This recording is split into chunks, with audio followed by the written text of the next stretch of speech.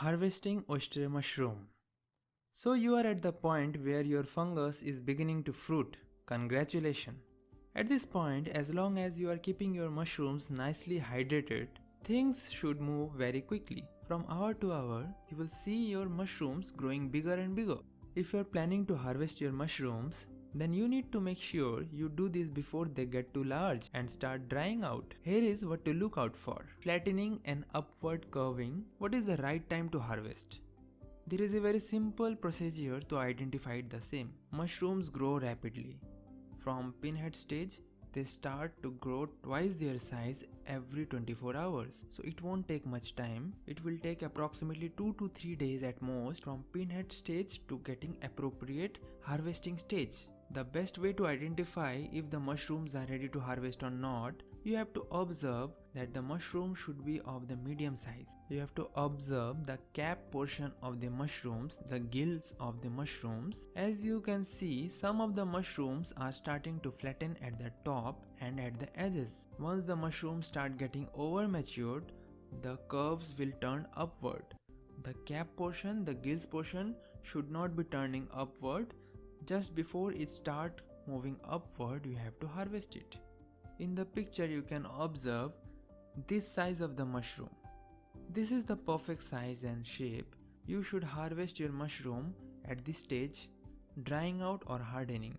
You can see in the picture, this oyster mushroom has been left to grow a longer time than ideally it should have been.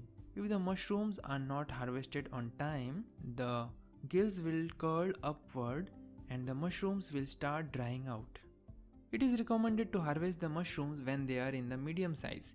If you are targeting selling your mushrooms fresh, as they will last longer and weight almost same like full size mushroom, due to their young size and thick gills, they will have better shelf life and visibly they will be attractive. But if you are going to dry your mushrooms, then it is preferable to let them grow bigger and harvest just before their gills start curling upward. In this way you get the maximum gills surface area, which is preferable for dry oyster mushrooms as their stem part are harder to chew once dry out. How to harvest oyster mushrooms? Mushroom pinheads generally appear on third day of opening of beds and mature in approximately 3 days. It is recommended to harvest matured mushrooms daily on time and just before spraying the water.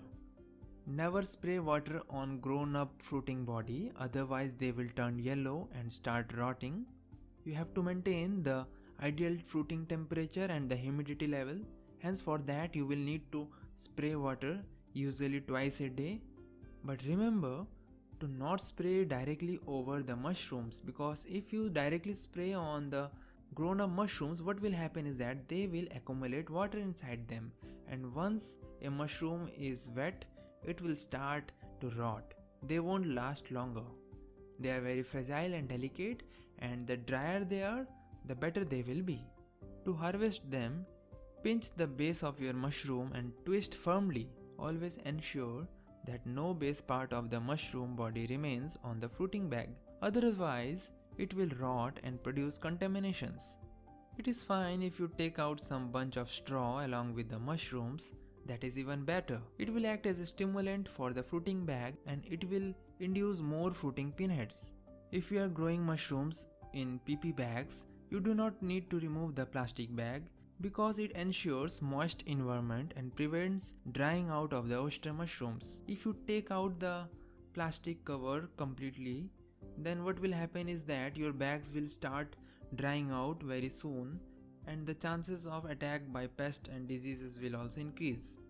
You do not need to make new holes in the bag. Once the colonization is complete and the fruiting stage arrives, just take out the cotton plugs from the fruiting bag. But in case you have not made any big holes and didn't used any cotton plug, then you must ensure that you make at least 5 to 7 cuts on the plastic bag, or you make pencil size holes approximately 7 to 8 throughout the bag so that there are sufficient space for the mushrooms to grow out. They will grow out in random. You cannot predict from where they will grow. It is their nature.